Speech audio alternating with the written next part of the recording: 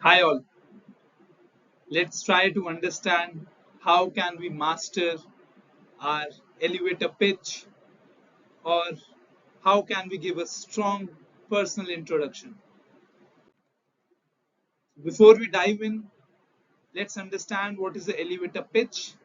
It is a very brief statement that you make and which you are trying to sell yourself, maybe a product, a service. You need to create a very engaging conversation based upon this first statement that you are going to utter.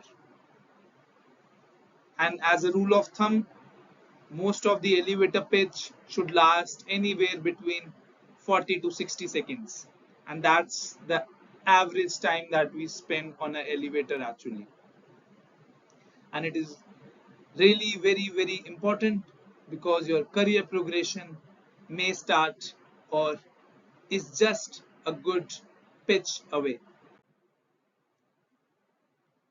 Let's start from let's start from the very basic.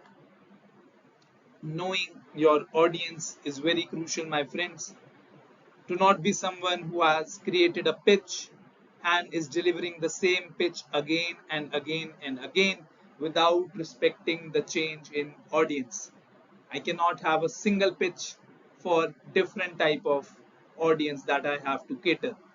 One thing that could be common is I have to make an effort to touch upon the pain points and provide a solution in that.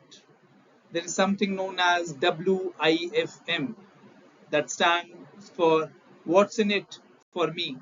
So your listener is always under WIFM. You have to give him some value so that he is interested in buying what you are trying to sell. You will have to craft a unique message of your own. It can have a very interesting hook so that the listener can pay you attention. Attention is something very difficult to catch these days. We swap or we switch to another reel or YouTube short if it is not capable of entertaining us in the first 5 or maybe 10 seconds. So make sure you develop a compelling story, but do start with a hook. So one of the hook could be, sir, I have the solution to your problem. So this is a hook in itself. I would be interested in listening to you.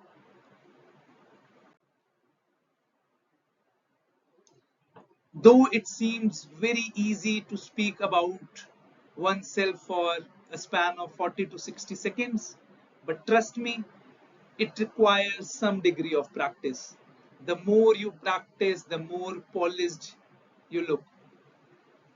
So make sure that you do some rehearsal, you practice multiple times so that you are very fluent in your message, you seem to be more confident.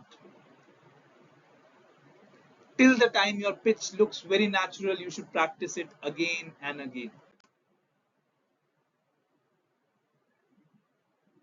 My dear friends, make sure that you are engaging the other party as well. Do not be someone who is going to give a long pitch of 4 to 6 minutes without catering to the audience. And please adapt as per the situation in the room. For example, if you can see that while you are making your pitch, the listener on the other end gives you an expression that he wants to listen you more, he wants to hear you more. In that case, you can give a lot of illustrations from your life, a lot of examples.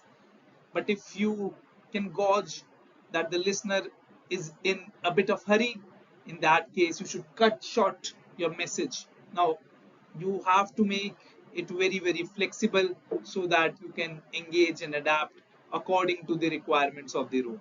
And it will require some degree of practice. Trust me on this. The most crucial of it is to hold on to your confidence, demonstrate a very positive body language. Let me tell you, the more anxious you are when you are in a state of fear, you tend to shrink yourself. On the contrary, when you feel confident of what you are speaking, you tend to rise up, you tend to open up. So make sure you are having an open and a welcoming body language when you are giving an introduction or making a pitch. For someone who is a fresher who is appearing in an interview, one of the very probable question could be introduce yourself or tell me something about yourself. Now make sure that you include some of the key elements that will include your name, your recent education, what have you learned during the course of your internship, what skills do you have, and how can you use these skills in the job profile that you are being offered, and end it with a call to action. So a call to action is, let me give you some examples. After finishing upon your introduction, if you can say, and now I look forward to work in this particular industry to further develop my career. This is one of the call to action. Or in any other situation, you can say that now I look forward for another meeting. When can we discuss it?